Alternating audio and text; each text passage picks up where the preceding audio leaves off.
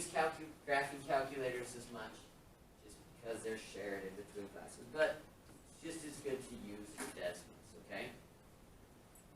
All right, let me check something here. How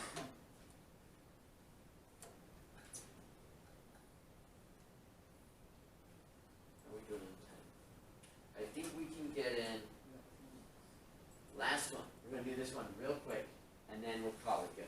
We'll finish this up next time, because there's still writing. What if I give you a graph? Can you write an equation from that? Okay. Okay, so let's look at this one right here. Help me out here, guys. If y'all just participate, it'll go a little bit faster. What are the zeros, or the x-intercepts going to be? What turns the x into 0? 0. What about x minus 3? 3. And here? Negative -1/2. And again, what if you're like, how'd you get that? Set it equal to 0, and then do your algebra. Subtract 1, divide by 2, and there you go. Okay, now looking at your multiplicity, how many times are each of those used? 1, 1, 2. So tell me, will that cross or bounce?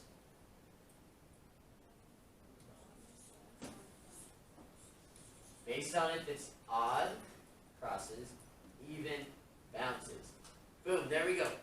We've got the roots, the x-intercepts, and what's going on there, but we still don't know what shape it makes. Jaron, help me out with figuring out, how did we figure out on the last one how to know what the leading term would be? Well, how many x's are up here? We've got 1 here, 1 there, but this is where we got to be careful, because sometimes people say, I got 3. That's being repeated, right? So what I would do, guys, if you're not seeing it as easily, I would write this out and say, okay, I've got an x minus 3, and then the 2x plus 1 is squared. That means I'm going to have it twice. Do you remember how if we took the first terms and multiplied it all out, that gives us our first term? If you take 2x times 2x times x times x, what are you going to get? 4x to the 4th. So that 1, 2, 3, 4. Are you with me there? Can you see that? Just, do you want to take the time to multiply this whole thing out? No. So just do the first terms. Give me the first term. Now, what shape does 4x to the 4th make?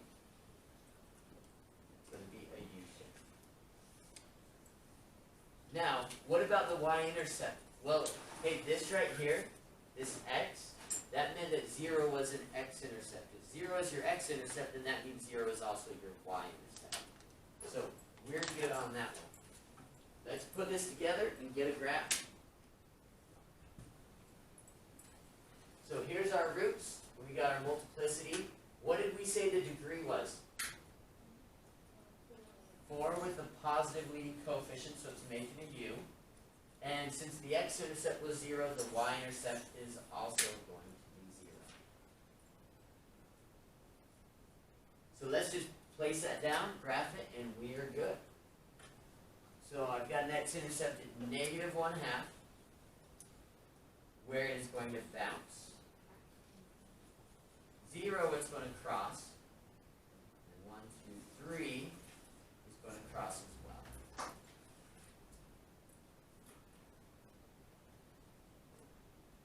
We know this makes a U, so I'm going to start up here, and I'm going to come down, and we're going to bounce. Cross, cross,